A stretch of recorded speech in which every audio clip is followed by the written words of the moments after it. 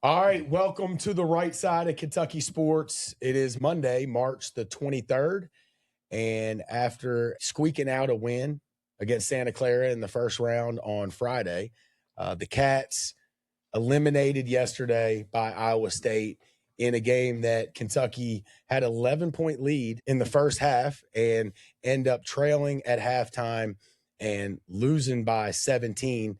And if we're being honest, it felt like about 37. Not a great way to end the season. But like we've said, we've been on a roller coaster ride all year, up and down. We knew this wasn't a team that was going to make a Final Four run unless something miraculous happened. So ending on the low note wasn't a complete surprise. But I will say that last hill that we came down yesterday, it felt like the chain kind of came off the roller coaster and we were free falling. Yep. And we almost came off the tracks. Some people might argue that we did come off the tracks. I hate how the season ended. And of course, now we're into speculation season, rumors, who's coming back, who's not, who should be the coach, who's going to be the new AD. A lot of stuff to talk about, and we'll get into everything. But before we do, guys, what did y'all think about not the whole season, not what we're going to be doing moving forward, just about this past weekend and the two games that Kentucky played and the way that the season ended? What do you take out of it, Anthony? Look, I'll take any tournament win. The Santa Clara win, I think it was a good win. Santa Clara? Carla. Carla. He loves Carla. He loves Carla. Is that it? That's the vampire Lost Boys. Remember? We might have to cut that out. People are strange. People are strange now. People are strange. All the goddamn vampires. Remember? Is that your barber? No, remember Grandpa said that's the thing about Santa Carla. All the goddamn vampires. That was a good win. They were the second team out there. It was an exciting finish, as we all seen, and I was glad I got to see that and my son got to see it. So I was happy with that. I didn't feel good about the Iowa State game. I thought it was a bad matchup. When I seen the draw, I said it on here. We've talked about it. I thought it was probably the worst 2 seed we could have got just because of the matchup. I've said it. I would have rather played Houston. I think Houston's better than Iowa State, but I think Houston will run with anybody, and I think we needed to run.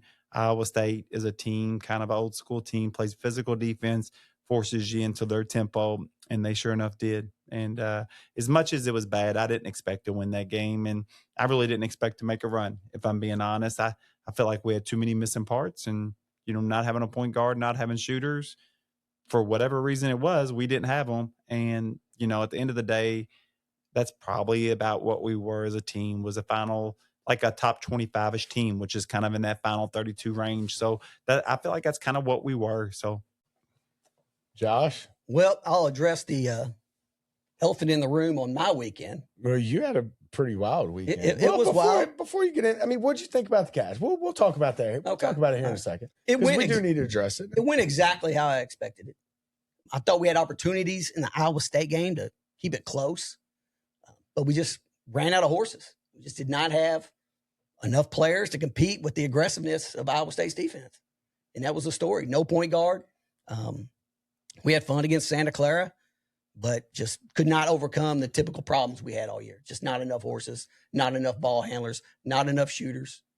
Just poorly constructed roster and some coaching issues, but that's how it went. So after the dust settled, and I kind of thought about it, and I know this might be an unpopular opinion, but, I thought, man, with this team and the way we were up and down and the way it was pretty obvious about halfway through the year that we weren't going to win the championship. And look, I'll preface this by saying I didn't want us to get blown out, okay? But I think it was better for my stress level and probably a lot of BBN stress level that we didn't lose a 1 or 2 point tightly contested game with this team in a game that we might have had a chance to somehow beat Iowa State, and we faltered at the end. Mm-hmm. Because those are the ones that stab you and twist a little bit. If we lost like this with a really, really good team, I would be super upset. And I'm not happy. But I didn't need the stress, okay, from this team. I've already had enough stress from this team. We've been up and down. I hate how the season ended. I hate that we weren't in it at the end. But 2-point loss, 1-point loss, this team, which we knew wasn't good enough. I mean, but man, if we were there and we didn't get it done, it's just those hurt so much more. So I'm glad I didn't have as much stress yesterday because I was stressed out on Friday, boy. Man, I was stressed. I don't know about y'all, but I was stressed because, like I said, after watching St. Mary's play, I was convinced Kentucky better beat Santa Clara. So we got it done. But what do y'all think about that? I mean, for me, my expectations just weren't super high. I think we're a lot of compared to Kansas. Not that our teams are similar, but I feel like we both kind of, underperformed from where, our standard, wherever we think it is. And but look how they lost. Yeah. But I think we were lose like that. No, hell no. That shit would hurt. No, it would. That loss. That was I'm glad you brought them up because that loss. If we would have lost to Iowa State like that, I would be devastated. Even knowing that we weren't good enough to win, just being in that spot. And to lose, like, oh, man. I would have loved to have seen this season with the point guard. I don't got to have JQ. Don't even got to have Cam. I would love to have seen this season. Because I actually think, like, with Lowe, I could see this team being very good. I think it's almost impossible to play without a point guard. And I know a lot of people won't agree with this, and that's okay. And maybe I'm right. Maybe I'm wrong. I'm not saying I'm 100% right. But I could argue that Pope did a really good job of keeping the team together with no point guard. You cannot win without a point guard in college basketball. We did not have a point guard. Aberdeen, I love you, but he is not a point guard. And I just think not having a point guard, how did we even make it to the tournament? That can be an argument. There can be another side of that argument, but that's the argument that I would go with. Not saying I'm 100% right, but that would be the argument that I go with, is that I think Pope did a good job of not having any point guard and still being a top 25-ish team, which I think is very hard to do. But then you count in the roster. There's just a lot of factors. It was so many factors. It is, Josh. I agree. In Aberdeen, dude, I didn't like him at the beginning playing point guard, but dude, he figured it out, dude. Good dude, too. Best dude on the team. Best dude on the team. He was, man. And I really liked his attitude. He could have folded and been like, this just ain't me, man. That's a lot of pressure on a guy that's not used to handling the ball to do what he had to do for 30-something games. Hey, that helped him out. He probably wasn't even expected to start. Mm-hmm. A lot of respect for what Aberdeen and just did. A dog, man. Just a dog. I think that helped his stock out, whether it's overseas or the NBA, showing them that he can handle, hey, I'm not a point guard, but I can help you handle the ball some. And that definitely made his valuation higher, whether it be to Europe or whether it be to the NBA. Did y'all see the video of him and Pope walking off after the press conference? No, I didn't see it. So it was him, Oweh was in the middle, and Pope, and they all got up, and Oweh kind of walked off, and Aberdeen pushes all three of their chairs in, pushes them back in. Very little thing, but just like you said, one of the best guys. It's just very little thing, but go watch it. He's class, dude. That kid's class. And that's little things that it really doesn't mean much, but it does show what type of person. It's little things that you can see what type of person that kid is. And that's not saying Oweh's a bad guy for not pushing his seat in. I agree with that. The fact that Aberdeen takes time to do that, especially in a moment like that, he didn't have to do that. And it wasn't even a big deal, but something that I saw, and it was pointed out it's not something I saw. Somebody pointed it out on a video, but I just thought it was pretty cool. I think it shows what type of kid he is. You can tell he was raised by good parents or good people. If I had to say the two people that I think are the most well-mannered, like good people that were raised by good families, I would say it was him and Moreno.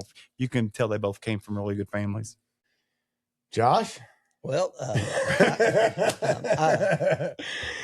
hey, look, before Josh gets started, I'm just going to say we're going to Blitz the Bookie's we're going to talk about this situation, and we're going to be honest about the situation, and then we're going to be done with it. We're going to move on. I mean, it's an unfortunate situation that probably shouldn't have got to where it got, but it did, and we're going to address it, and then we're going to move on. So, Josh, go for it, buddy. An unfortunate video that I posted just in the moment of frustration.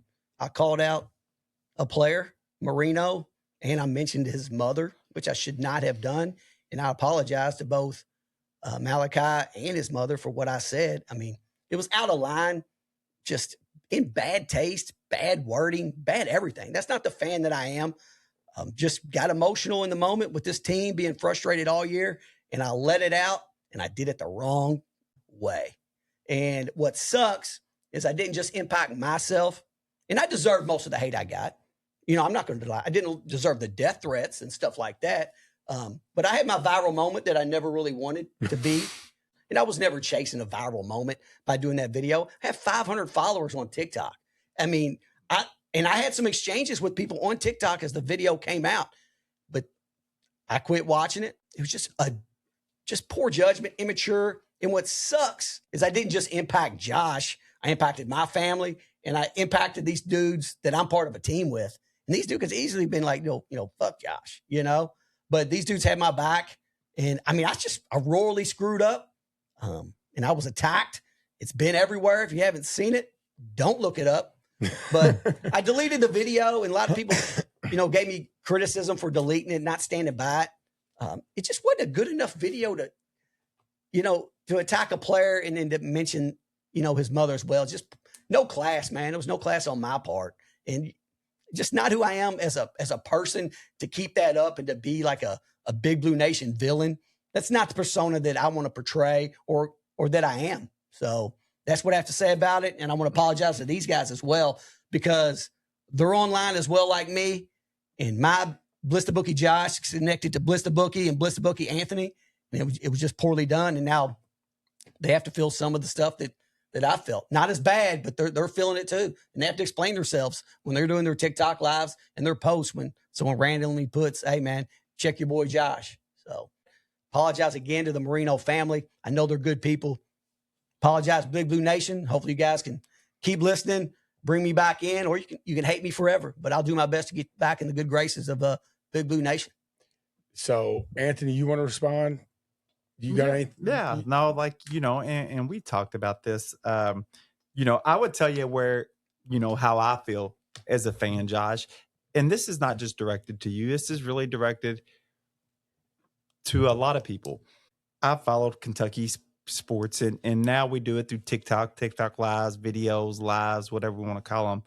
But for years, TikTok Live was the message boards. It's what it was. It's what I grew up on. It's what I grew up following with Kentucky sports, like a lot of people did. And that's where a lot of people got started. And as a fan on there, I never used to want to get on after a loss. Never, because I felt like there was a group of toxic fans.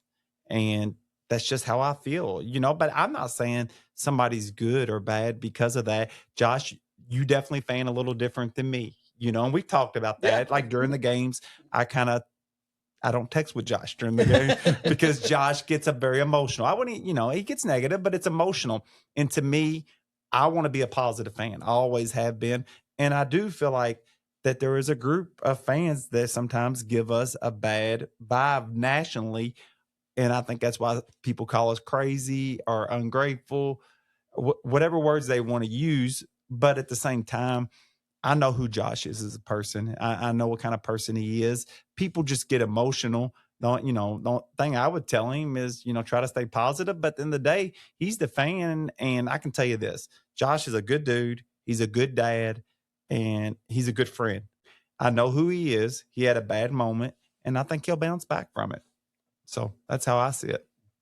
So, yeah, Josh, much props to you for taking the video down, okay? Because I think there's two ways to play it. And obviously, there's people online that do exactly what you said you got some messages about. Stand by your word, you keep the video up, and you live and you stand by your word, okay? And I actually like that angle with some things. I've told you already, and I'll say it one more time on here. I kind of agree with the point that you were making, okay? Moreno's been struggling. Don't agree with the wording or the mom part or really posting it, okay? But I give you props for taking it down and definitely props for making a video with putting your face back online and apologizing. It takes a man to apologize. A lot of people don't like apologizing and will not apologize. I've always been the type that, and Anthony knows me and Josh has known me well enough that I have no problem apologizing. I don't think there's anything wrong with it. I think it's actually good. So I give you props for not only apologizing, but doing it again here on the podcast. We didn't have to bring this up, but we felt obligated to speak on it one time. Okay. So Josh, I got your back regardless. Blitz the Bookie ain't canceling you or anybody for saying something that people don't agree with or making a mistake. Okay. We've all made mistakes, and you can get mad at what was said. But if you're the type that won't accept the apology or think the apology was forced because of the pressure or didn't say whatever you think you should have said, I think you're the type of person that probably Josh is never going to make you happy. Okay. The one thing about the whole situation is that first impressions are pretty important. Mm-hmm. And I think a lot of people that saw that on the internet saw you for the first time, saw Blitz the Bookie's name for the first time. And those people reacted in emotion, kind of like you were, why you did it. Okay. I know you as a person, to build on what he said. You're a good person, good dad, good friend, always have been. So for people to take that as a first impression, it's tough because they don't know you and they don't know us. But I will say this, and I want to thank all of the followers that we do have that have sent positive messages as this was unfolding this weekend. A lot of positive messages from people that actually follow Blitz the Bookie, actually listen to this podcast, and follow us on TikTok, YouTube, wherever it may be. They know the kind of content that we put out on a daily basis, weekly basis. And those people that saw that video from Josh, they know, well, it was either a drunken moment, very emotional moment. They know that this is not like something that we do. We're not clickbaiters. We're not trying to search, just put out criticism or, put out stuff that's going to cause issues and cause drama. Okay. It's not us. So props for doing what you did, Josh. Everybody makes mistakes. And look, Blitz the Bookie, we're going to continue to move on. We're going to do what we do, and we're going to move on. If you can't move on, I'm sorry, but I'm sure you've made a mistake too. And if you're not willing to accept the apology, know that you've made a mistake and you've wanted forgiveness from somebody at some point. So let's just move past it. If it hurts you that bad, then there's other podcasts to listen to. Ultimately, I think it was a wrong decision by Josh, but you know what? I think it was a witch hunt that was started by some random people and mainly put on to Twitter, which I'm sorry if you're a Twitter person, but Twitter is the worst of the worst. It is. The people on TikTok have been very supportive. Twitter is absolute cesspool of negativity.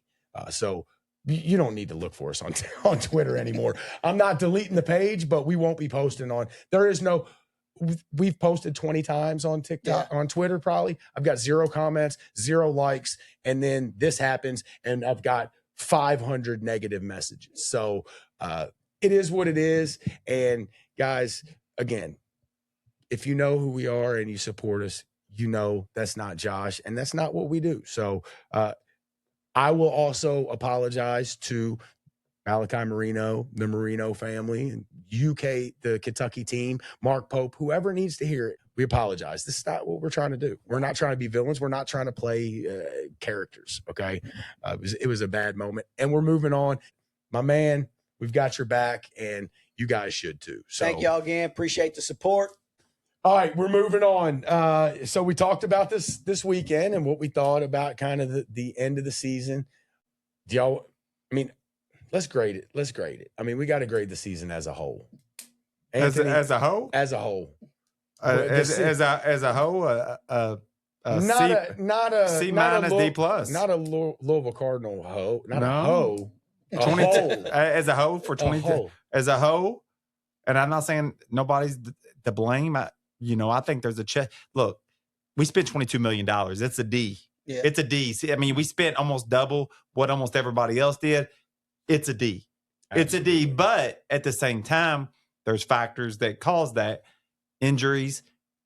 Now, I will say this. I've took up from Mark Pope from the standpoint of there was injuries, and you lose 3 of your top 8 players. Nobody's going to do good from that point. But I do want to see Mark grow from this, and I do think he will. But I've talked about it many times. There is a chess game to this NIL. People say, well, how do you know if players are going to get injured or not? I've been talking about some stuff. I think there's some big things you can do, and I'll name just a couple. You get seniors to be. They have everything to play for. They're not worrying about the valuation for the following year. I think we had a player on our team this year that medical redshirt, didn't want to go over a certain number of games, so he didn't play no more. I think he was healthy enough to play. It's my guess. It's a guess. You saying low? No, I'm not saying no names. I'm just saying medical redshirt wise, I think, and I don't blame the kid for doing it because the rule was there. But that's the chess game I'm talking about. As a coach, and Pope needs to, what do you look for in the portal? And to me, a couple things I've come up with is seniors to be. Because a lot of these kids, once they get their money, they're already thinking about the next year. Now, I've said on this show many times that I didn't think the JMI deal was that big of a thing to overcome. And I finally found the weakness in the JMI thing and what hurts Kentucky with the JMI thing. So my argument was the way JMI works is we give you all your NIL money up front, and then JMI goes, but they control everything, and they go back and make their money. They can make back off from it. Where places that don't have this JMI set up, which most universities don't, they get their money from the school, and then they can go make their own money on the side. Well, my argument with the JMI thing was, well, we're paying so much, you ain't going to make that extra money on the side. And I really thought Pope was just getting out-hustled, outsold. Okay, you can get paid $1 million over here and you can make your own money. Well, we're going to pay you $2.5 million. You're not going to make that extra $1.5 million on your own. So we're going to give you a better deal. But here's the negative of the JMI, and it took me this long to figure it out. JMI gives you all your money up front. They give you all. So you get paid up front from Kentucky. Okay, you already got your money. Where if you're in one of those programs like most schools have, where you only get $1 million at first or whatever your price is, but then you can earn your own. Well, then you need to keep your name or your brand hot with the fans. If a guy like Lowe or Quaidance, their name wouldn't have been hot, so they wouldn't have been that great of an earner the second part of the year. That's where if you don't have that JMI type deal, where in the JMI type deal, I don't think they thought this all the way through when they signed the thing, and I didn't think it through. But when you get your money up front, you have nothing else to play for, and then you take a guy that maybe ain't a big NBA star or has a lot of NBA potential. He's going to try to get the most years he can out of college, and I totally believe we had a player that didn't play over a certain number of games because of the medical redshirt issue. He was a few games from being over, and I think that's what happened. So there's a chess game involved in this. I've said a few things I would do, the seniors to be. I also would like to see your medical redshirt already used if I'm a player bringing in that's a transfer portal player. But that's the chess game, and I think Mark Pope needs to learn the chess game. Josh, your grade? I was going to give him a C-, but I'm going to drop down to a D now. I'll agree with Anthony. I mean, you got to at that much money. Yeah, I think it was a D. I would have clowned you if you said C-, Josh. I would have clowned you. I'm in enough trouble. There's no way it's higher than a D. Hey, but listen to this, though. The teams in the Sweet 16, we beat Arkansas. We beat Texas. We beat Tennessee twice. We beat St. John's. That is crazy. We could be there if we had some of the matchups some teams had. That was a bad matchup for us. It was. Some of them teams had better matchups than us. And they earned some of the better matchups too. But yeah, that's kind of crazy. We got one win against Arkansas, 1 win against Texas, 2 against Tennessee. That's 3. St. John's. And then St. John's. That is pretty impressive. It's wild. But yeah. And we're still giving them a D. But that's of course, the pros. You want me to give you the cons? You want me to give you all the reasons we're a D? Because I could. I got 22 million of them.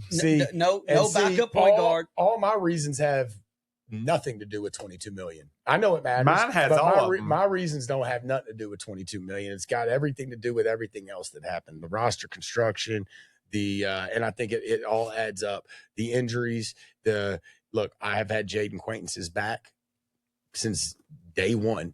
And I still do. I'm still a fan of the kid, and I still think him and his parents should have did what's best for him. But it's over now. I'm not going to say he screwed us out of that money by any means, but that was wasted money that we spent. Okay, that was wasted money. But it all adds up, guys. Everything from roster construction to poor substitutions to not having game plan on offense. And many, many more things. And to see some of the players do the same thing in every game and not get better. Yeah, I mean, that's another part of it that we've talked about, player development. I just think it's a D for me, but since Anthony's going to make me incorporate the $22 million, it's an F. It's an F. And I don't, like, I can take positives away from this season.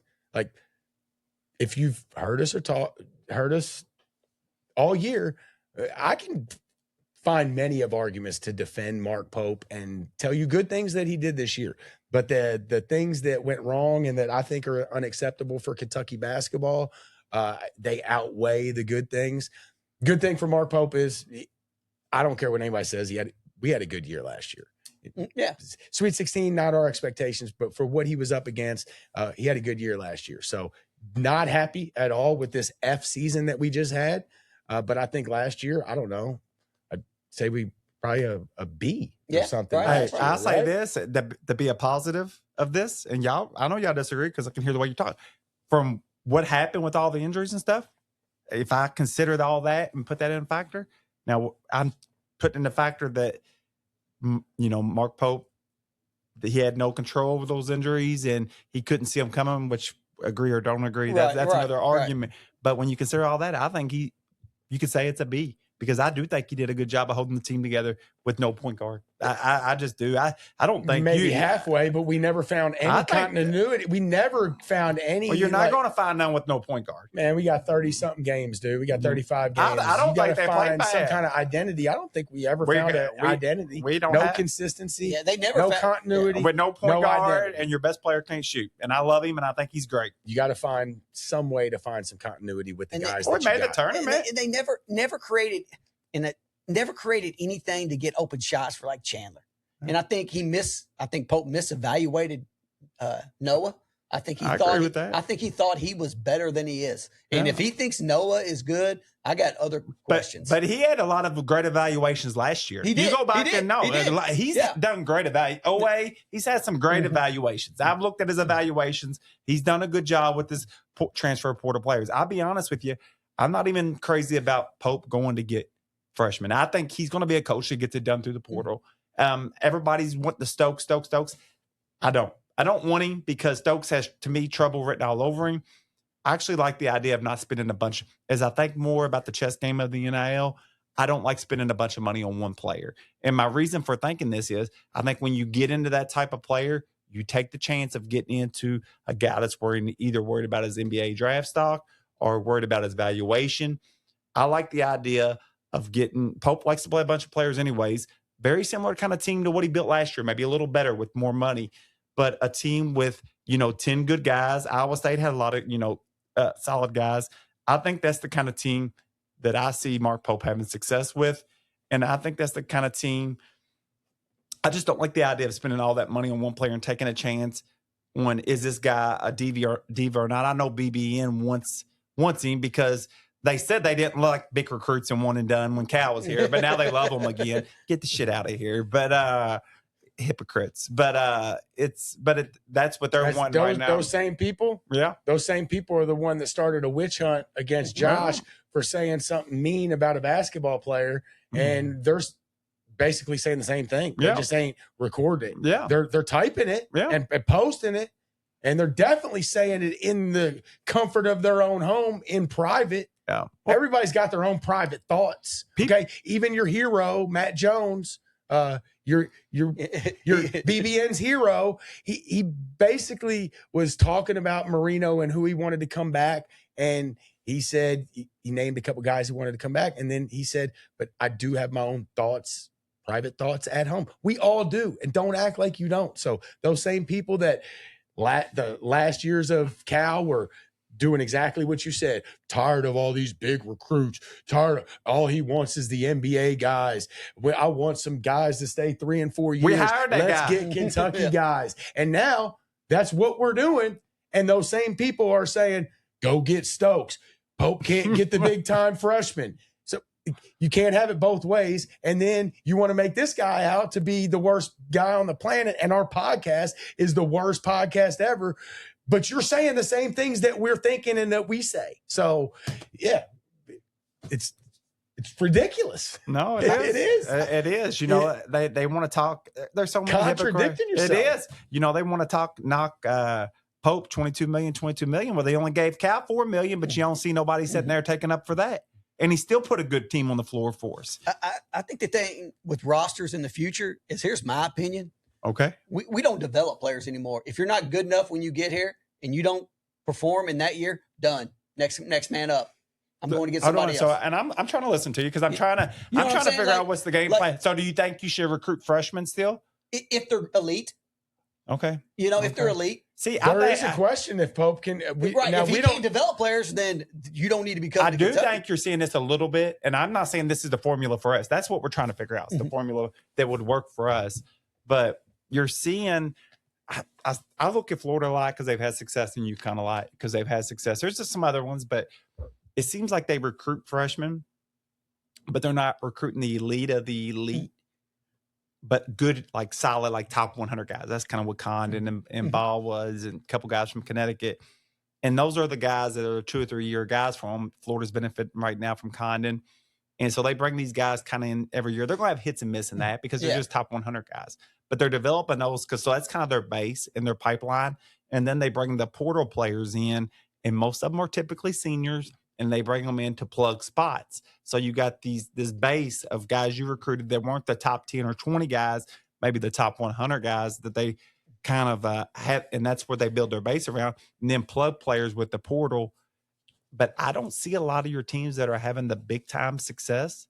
I don't feel like it. Now, Michigan did it this year with the big center, Lundenberg, but I don't feel like they're going out and buying the Devont stuff from BYU or the Quaidens from us. I know Arkansas, I heard they have a thing where that's different with Cal because Cal has such a great recruiting ability, but they don't pay nobody over $1 million.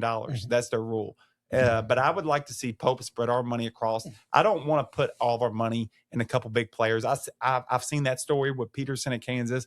I've seen it with, JQ. Listen, I love Oweh. I think Oweh was great, but I think we paid him a big bag. And I just would like to see our money. I think that's what's going to benefit Pope and his coaching style more, is to spread that money across the board. Yeah, and I think Pope thought he needed more athletes. Oh, yeah. But in the process of getting athletes, he forgot shooters. Yeah. No, he did. And I think he, again, I'm saying Jasper might have thought he was a little better at Mountain Mamba. And I think he thought Noah, and I think he thought Chandler. And Chandler got hot, but I think teams, when we lost, our point guard and, and other people, Cam Williams, people were able to key in on Chandler, and he's just not a guy who can't. He create his own. He can't create. That was our problem. As good as he is in the open floor, he can't create his own shot, and that's crazy. I think Oweh's a star. Okay, a star, but he's like with us not having a point guard. Him and Aberdeen's the only one that really can go get theirs. So they probably got more touches because of that. Chandler can't do nothing if somebody don't set him up. I think Moreno might have kind of struggled with that at times too, because needing a point guard to set him up. But I'll tell you the player that I think hurt Pope the most besides the injuries, and that's Jasper. Yeah. I think Jasper was his second guard in his mind to handle the ball, and Jasper was a disappointment. Now, I do think Jasper can be good with time. We'll see whether it's here or somewhere else. That time will tell. But I think when you recruit big freshmen like that, they won't come to you if you recruit 2 or 3 people at their position. That's just the way it is. And I think from everything that was out there about Jasper and the freshman class as a whole, I think he expected a lot from Jasper, and Jasper pretty much came nothing at the end of the year. And we talked about this, I think, I bet it was 10 weeks ago when Lowe first got hurt. I don't think Jasper got enough minutes at the beginning of the year. Yeah. And then when he got in, he did not know what to do. No, he didn't. He needs to hit the gym.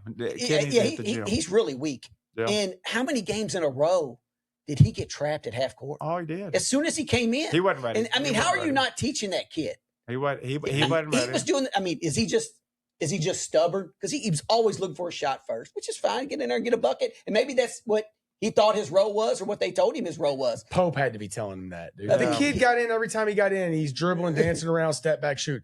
You can't tell me that Pope had to tell him to shoot. I do think he's a really good shoot. shooter. I know he didn't always look like. I think he had some confidence issues going on. He's seen his whole freshman class around him. Guys, he grew up playing AAU ball, having success. I do think the guy, he's got a good looking stroke. Yeah, like it or not. He does. That step back, it ain't always making at Kentucky, but he made it a lot in high school, and I think it looks like a good move. I do think the kid his only move. It's all he did all year. I do think the kid could be good with time, but he just wasn't there. He wasn't there right now. I do think he's a kid that would develop. Now, will we see that at Kentucky? I doubt it. If I was him, I'd probably leave. So I mean, and if I was Kentucky, I'm not sure I'd want him back. But if I got him for the right price, I think everything comes down to money. And I just think it's a business deal. And, as much as I hate Golden at Florida, and I don't like him, I thought he handled the Aberdeen deal great. We gave him 2. He said he only could give him 1. It was smart business by him. I like Aberdeen, but for him and his budget, $2 million didn't make sense. I feel like Pope was just throwing money around. And, I think he, like you said, he was trying to get a team of athletes. He needs to get a team of shooters. He did a perfect job that first year. I thought he did. Just do that with a little bit better player base because you got more money. And I think you got to win in Mark Pope team. I got one more thing. I wonder if, and I think we even might have talked about this over the summer or even back in October. I wonder if people just use Kentucky as leverage. Well, I'm sure they do that with everybody. Right. And we just happen to have the most money, so we ended up overpaying for everybody. I heard him after the game the other day saying, we need to find players that still want to play for Kentucky. I hope he don't go out there. I hope that was just to the fans, to appease the fans, because they don't want to hear that. Like, they do not want to. It's how can we win together? By winning, I don't mean winning games. Like, okay, what are you going to do? It's good for me. It's sales 101. What's your selling points? Okay, you're going to come here. I'm going to make you better. I'm going to work you in this offense here. We're going to run this pick and roll here, which will help you develop at the next level. I know you like to play overseas or in the NBA. This is how I'm going to help you get to the NBA. This is how I'm going to help you get overseas. And guess what? While you're here, we also got the greatest fan base alive. You'll enjoy the perks of it, but that you don't need to lead with that, because at the end of the day, I will argue with anybody who wants to argue. These kids are looking for what's best for them, and I don't blame them. I would do the same for my kid. You said exactly pretty much what DeMarcus Cousins said today, that get the best kids on talent. They're going to play for the name on the back of the jersey, but when you get them here, you teach them about what's on the front of the jersey, and then that's how they become loyal to Kentucky. You teach them about Kentucky. And that's what Cousins said. Get the best players. You don't recruit them by saying what Kentucky was or is. They don't want to hear that shit. They don't. Get them here, and then once they're here, they can understand the fan base and understand what UK tradition and all that stuff is about, and how you can be taken care of. That's life around here. That's what Cal did. Yeah, that was his recruiting pitch right there. Exactly, and I'm sure that's why Cousins said it, because that was probably the pitch that came to him. Yeah, it just is, and everybody loves it. That was Cal's first year, so Cal was pitching the Kentucky thing in his first year at Kentucky. Well, he already had a lot of those guys. They were going to Memphis. A lot of those guys were. A lot of them were going to Memphis. But of course, though, in the first year, and Cal was pumped to be the coach of Kentucky, and you could tell in his press conference he wanted that, and I'm sure that first couple of years he was pushing the name on the front. But yeah, I mean that. It's changed. It's changed. So if Mark Pope thinks he can still go in there and say that, you better be saying it to the 8th or 9th guy. You better be saying it to Noah, because Noah might make a decision, because I'll still stick by a guy like Noah, or an 8th, 9th, 10th guy. The difference in their money on their offers, I wouldn't imagine would be huge. Mm-hmm. You know what I'm saying? So comes down to $30,000 or $50,000. Yeah, maybe tradition comes into something. But if you're going in there and your number one selling point is Kentucky, Mark Pope, you're gonna have to change it up, bud. And back to the player development, there is still a major question mark on Mark being a player development guy. I don't know. Maybe he did more of that at BYU. I don't know, but I know in the 2 years here, I don't know if I can name one guy that I could really give him credit. I agree with that. I agree with that. Making so much better. Now, I'm not saying guys didn't get better. I agree but with I that. don't know that it was because of Mark Pope. I'm not saying it wasn't, but I don't see any guys that I can point to and say, man, they're just so much better since they got here. So maybe those guys were at BYU. Maybe he did that while he was at BYU, or where was he at before then? Utah State. So maybe he has done that in the past with guys that we don't know about, but I haven't seen it yet. Matter of fact, I can't name one guy. Can either one of y'all? I thought Garrison would make a give me jump. an idea. Garrison was the biggest recruit last year in the But portal. Garrison, He's the same guy. Garrison No, made his jump the last 3 weeks. Right. Now, is that Mark Pope or is that Garrison? Mhm. Like, if it was Garrison all year, I could give Mark Pope more credit. I feel like the fact that Garrison struggled for half of the year, maybe more than half of the year. Really love what he did in the last 3 weeks, 4 weeks, however long it was. But I don't know, is that credit to Garrison or is that credit to Mark Pope? He did post that job for player development. So I think he thinks like he sees it's an issue. Now I do give Mark Pope credit for that. I feel like he's trying to fix things where he's short on. And I think that's, sign of a guy that's, that wants to improve as a coach. And I agree, Charlie. I could not agree more. The development of talent, I have an issue with it too. I've told y'all that this year. Yeah. But I will tell you, on the flip side of that, when you really break down his evaluation of talent, I got thinking about the other day, it's really freaking good. Like all those players he got last year, they weren't that big of recruits. And he hit on a bunch of them. This year, of course, you had the JQ Low thing, whatever. But Oweh was a huge hit last year because JQ was just taking a chance. I don't. Yeah, but Aberdeen was good evaluation all day. I thought Diabate for what it was Jake good. Quaintance was a good evaluation if he played. Yeah, if he played, I promise he was going to be a good evaluation if he played. He just didn't play. But then you take like guys we missed out on, the big boy up in Michigan. Dude, he's one of the best players in the country. Right, yeah. Caleb Wilson down at Carolina. A lot of people talk about Amen at Tennessee. These are guys that we were really close to getting and we went after pretty hard. So his evaluation, I agree, his player development is struggling. But he put out he's trying to hire somebody for that. Smart on coach. But if you really look at his player evaluation, it's pretty stout.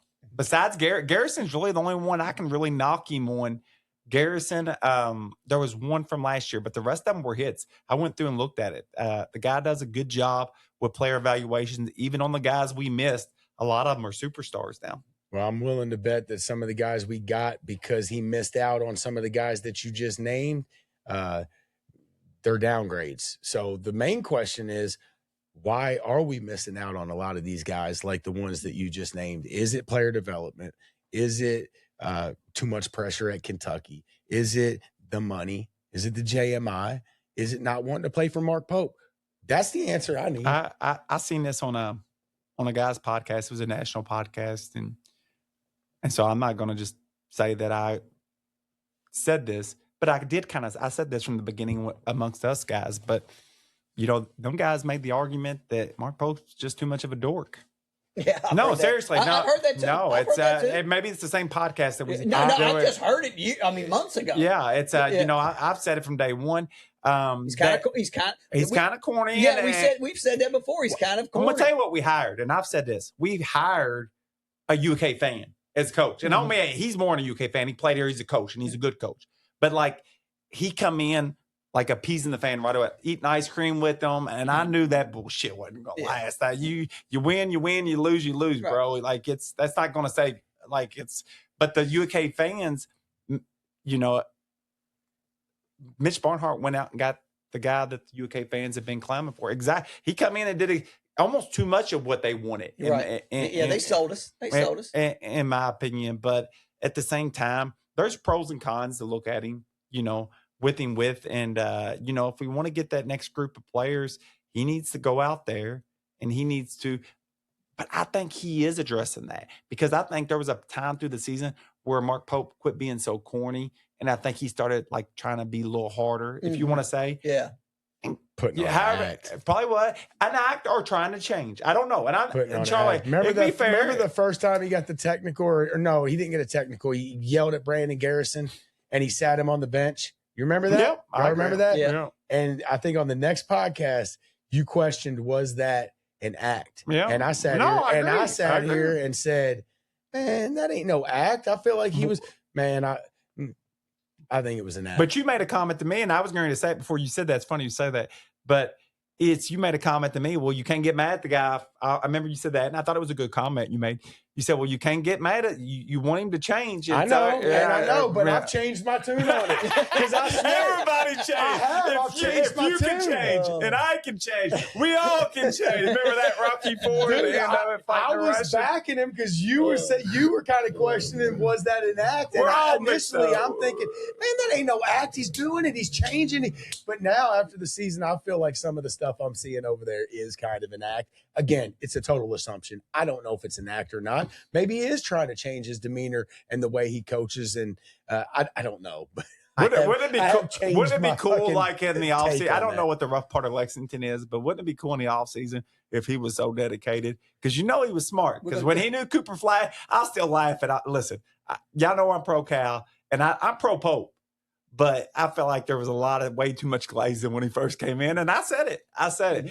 Oh, the spin move. He knew Cooper was going to spin, but if he gets fired tomorrow, it was like our second game. He was a genius and Cal was an idiot. That was a great move. Yeah, but I still give him credit for that move. Charlie, I got clips of you fucking saying it's great to have a great coach again. It is. What are you talking about? Hold on. Great to have a great coach again. Yeah.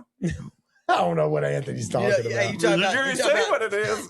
I thought so. We talk about what's the worst rough parts of Lexington. We're gonna get Mark Pope that go live there for the off season. End up like B-Rad on Malibu's Most Wanted. Malibu. Pope shows up to Big Blue Madness with a do-rag on and a big spinning chain. I love that movie. Kentucky what? Kentucky Blue, baby. B-Rad. B-Pope. Oh, my God. Pope. You're hearing it right here on Blitz to Bookie right now, that if you want to get to that next level, if you want to turn hood, you got to go to the hood. You got to live the hood, man. You can't just expect to be hood. You can't expect to be from the other side of the tracks. I'm from the other side of the tracks. If you want to be a part of that, you got to go live it. I challenge you to go live in the rough part of Lexington, or even come to Louisville this summer. Come to Louisville. Go down there in the Dirt Bowl, baby. Get the Dirt Bowl. Baby. He's the Dirt Bowl. Malibu. Take him down to Wyandotte Park. Oh my goodness. We went all over the place. Yep. We went all over the place. I don't know. Is there anything else? Did we miss anything? I mean, when's football season start, baby? Yeah, that's what the basketball fans like to always say. It's basketball season now. Well, guess what, baby?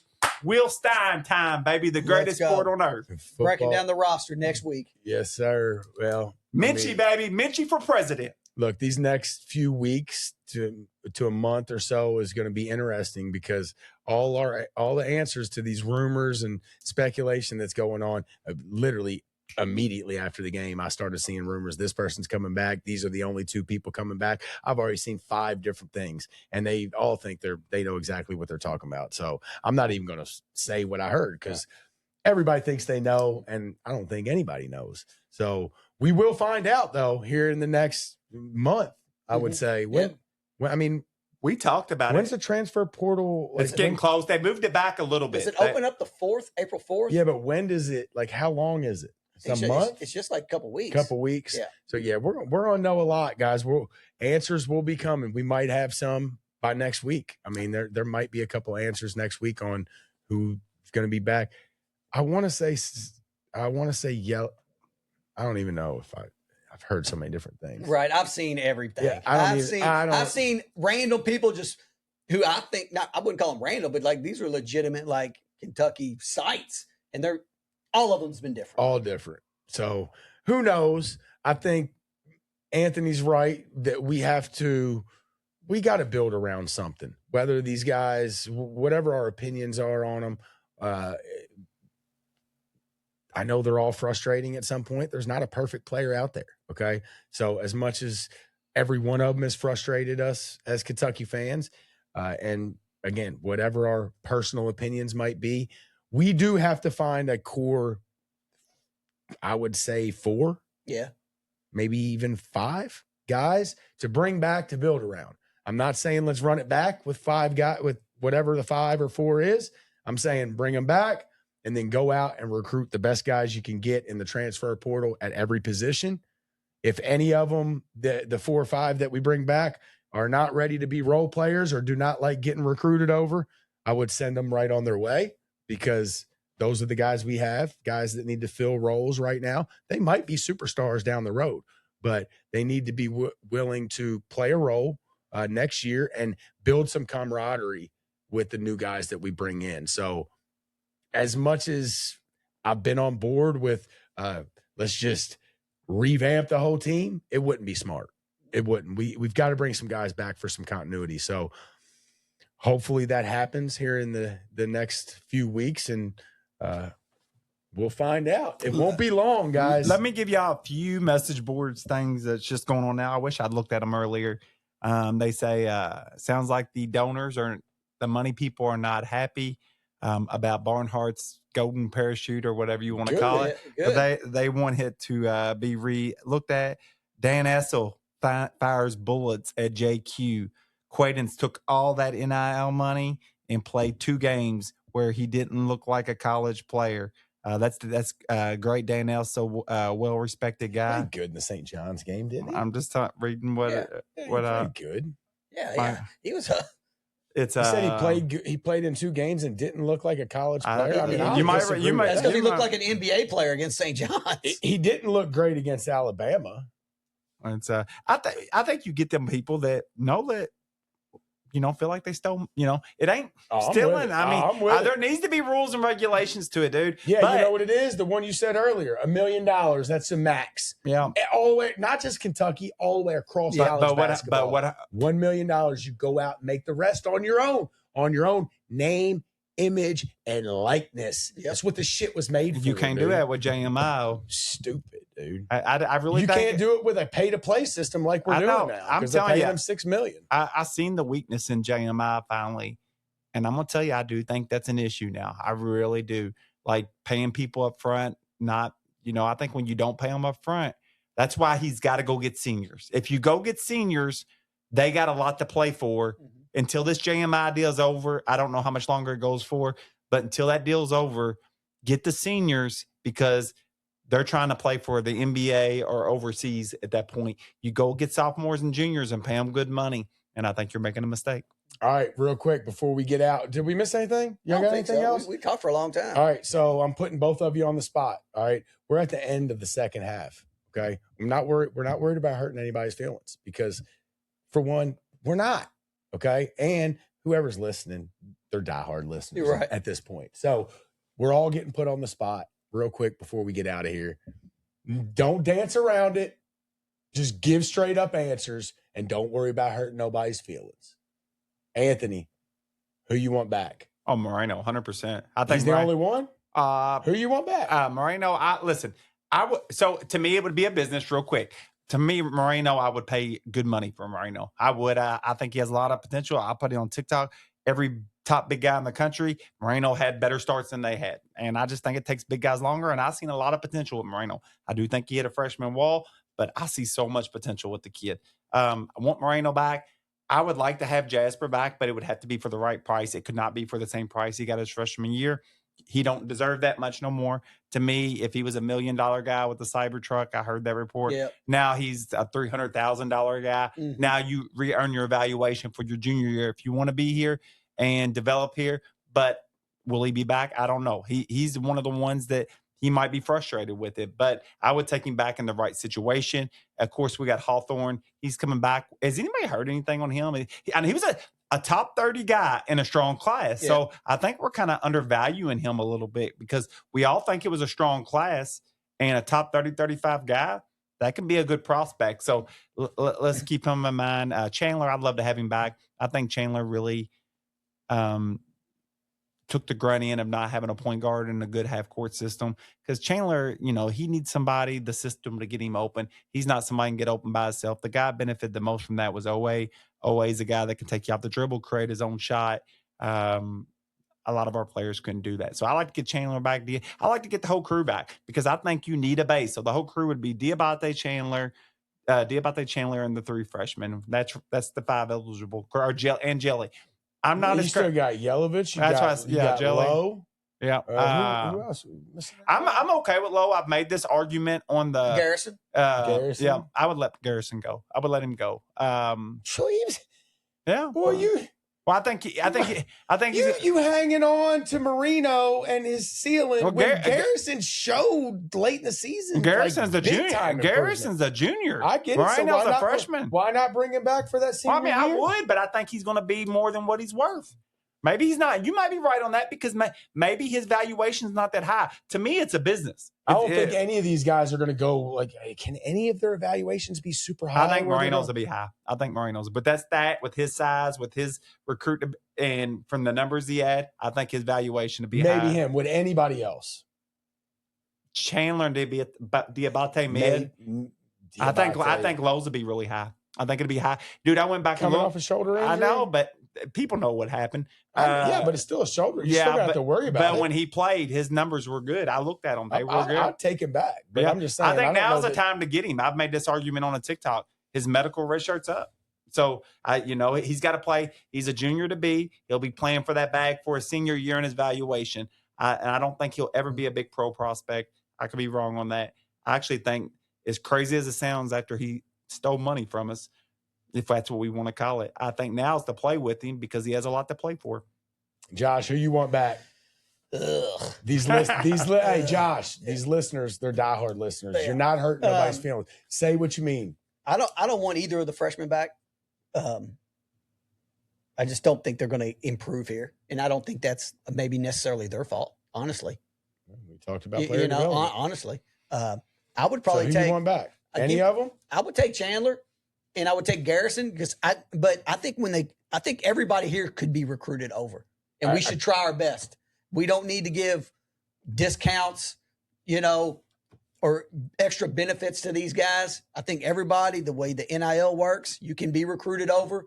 If you're coming back to Kentucky from this team, you better be bringing a coupon. It's a business. It's a business. It is. Not unless you just gave me something that was crazy before. Yeah. I mean, it sucks that it's like that. Oh, it does suck. And my mentality's like that because I've always been loyal to the Kentucky guys. I may have said some things in the past, but I've always been loyal to Kentucky guys. I was loyal to the Twins. Hell, dude, I'll ride or die for Archie Goodwin today, But I think Colin Chandler, I think he'd come in. He'd be a good 6-man. Garrison, another 6.5 man. But then everybody else, Lowe, I didn't get enough out of Lowe. He's kind of small. But if there's a bigger, better point guard out there, I'd give me the guy from High Point, Yeah, no shit. What grade's he in? Bring him. I like that guy. I like that idea, Josh. I am not one of these people that are like big on who we should get because I don't know who that is. And again, maybe Diabate in a similar role, but me a little more willing to pass the ball out of the block. Get Condon, baby. I told you. That's who I'd fucking go after. I'd get him. But those are the mains that I would take. How do you feel about Stokes? Would you pay him the big bag or no? I think the fan base wants it. He cannot work. I agree. I get it. But hell with the fan base. He gets himself in trouble with that too much. I get that, but I think the fan base, I think he's going to have to do it. Why? I've heard that argument, but I don't understand why. It's your last year if you don't do good. I mean, I think that's why he does. He can help you maybe not have a bad year. And he also could spend a lot of money in credit cancer where it gets you fired. Right. He could. He could. I don't know. Well, for the record, I'll say out of the big guys, I really like Diabate. Now, we heard a little bit of inside scoop on Diabate that might be some news that maybe would not bring him back. I'm not going to say it because it is just a rumor, and I have no clue if it's true. But not like we ain't said rumors before. But I would love to have Diabate back. I'm well documented, said it multiple times. Every team needs a player like Diabate. Does the dirty work, does not need the ball. You say get the ball out of his hand. I don't think he needs it. He just gets stuck with it. He becomes a black hole sometimes. But I wouldn't kick it after those guys either. So for me, bring back all three of the big guys. Give me Moreno back. Give me Garrison. Give me Diabate. I like all three of them. Completely agree with what you've said, and I already said it. You recruit over all of them. You recruit. I don't mean you recruit over them. You just go recruit the best players that we can possibly get. whether they're freshmen or whether they're transfers. You go get the best. Doesn't matter who stays. No feelings involved. Mark Pope needs to go build the best roster. But give me all three of our big men. I'll take Chandler back, although he frustrates me. Shot towards the top of the SEC in percentage, 3-point percentage. So I'll take that back. He'll get better in a year's time. He'll benefit from a system too. Him and Diabate and Moreno, I think, a benefit from having a point guard that can dish it. So give me those four. I'm kind of up in the air on Yelovich. Me too. I'm saying. Really wouldn't mind if he left, and I'd be okay if he came back. So I'm good with that. And who am I forgetting here? Lowe. I'm good with having Lowe back. Bring Lowe back, but he has to be our backup point guard. He cannot be our main point guard. I'd be worried about, even off of a year, however long he's had, the shoulder injury. I would still be worried about it. Something that I think lingers. So give me all the big guys. Give me Chandler. Give me Lowe as a backup point guard. That's 5 guys. That's without Yelovich, and that's not including Jasper. Look, Jasper's kind of the same as Yelovich to me. If he comes back, I'm cool with it. And I actually think the kid could be really good. He just wasn't ready this year. So I'm good with Jasper coming back. He needs to improve a lot. We didn't even mention, we're going to slip through this whole episode and not mention 1 minute -9. Mm-hmm. Is that even, is that possible? It happened. It did happen. -9 in 1 minute in the plus minus. So Jasper's got a lot to improve on. But just like I said about Chandler, give him a year. All these guys should get better. So to me, it's bringing back 5 guys and maybe even a 6th or a 7th. But again, go get the best players that you can. And if any of those 5, 6, or 7 are not happy with a role, whatever that role is, send them packing. If Lowe doesn't want to be a backup point guard, send him back to Pittsburgh or wherever. It's no offense to him, but it's just, that's what Pope has to do. Pope is trying to save his job now. And I will say this, and I have never thought about this. The JMI deal, I think it's when you really, I've sat here and thought about it a few more minutes. You done said it like 4 times. Wait, it's a big, it's a big deal when you're going after high dollar players. I almost think you can't pay a high dollar player in JMI. So you changed on that kid too, because I told you that JMI shit was a big deal. I didn't see the angle on it. You didn't make the argument of this angle. I just figured this angle out in my head. I didn't think it was a big deal because I thought you could make the difference. The money was. You weren't going to make that difference up in money, but I was just thinking of it dollars wise. But the argument that I'm making now is they're getting that money up front. They have nothing else to play for. Where if you have to actually earn your money, at the schools, then you got to keep your brand hot. Like Lowe and JQ, what nobody paid them towards the middle end of the year. That's what have forced them to want to play so they can make more money. With getting all your money up front, dude, you got your bag. And I don't think you can get a guy like Stokes with us having a JMI guy. I think you're making a mistake getting a Stokes because once his draft evaluation is where it is and he gets his bag, he's done because he gets all of his money up front. All right. Well, hopefully we bring back some guys. Maybe by next week we'll know a little bit, and hopefully he gets to work on Stokes or whoever else. If you can get a freshman, he's going to have to rebuild. Like I said, I think he's trying to rebuild a team to kind of save his job. So it's going to be an interesting month. It's been an interesting last 3 or 4 days. Yeah. And, the season's over, but we're moving forward, and we'll have a lot to talk about these next few weeks. Of course, the tournament finishing up, and a lot of news is going to be coming in on Kentucky. So we'll catch y'all next week, guys. As always, catch us on TikTok, YouTube, Facebook, all the social media accounts except Twitter. Don't waste your time. We won't be posting on there. That's it, guys. Y'all got anything else? Nah, go Cats. Catch y'all next week, guys. Blitz the bookie. See ya. That flag football is cool as fuck.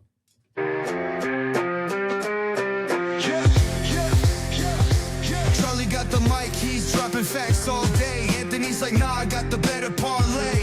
Argue about the spread, it's a fierce debate. But when it comes to Wildcats, they align their fate. Blitz the bookies where the knowledge reigns. Charlie and Anthony bring the heat like flames. Talking parlays, breaking down the games. Kentucky Wildcats, they beat the same drums.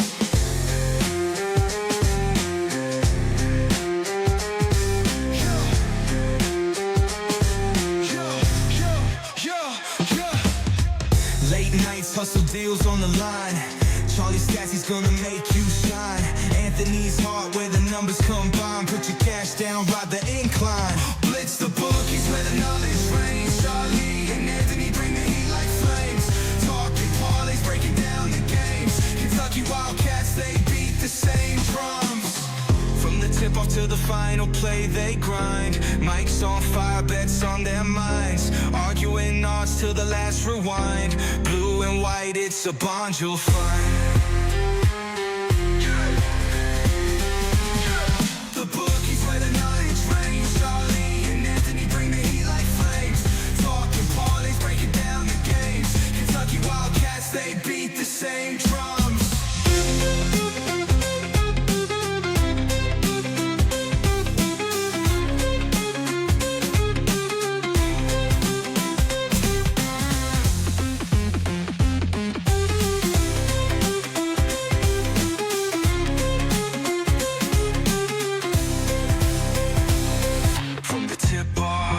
Final play, they grind. Mike's on fire, bets on their minds. Arguing odds till the last rewind. Blue and white, it's a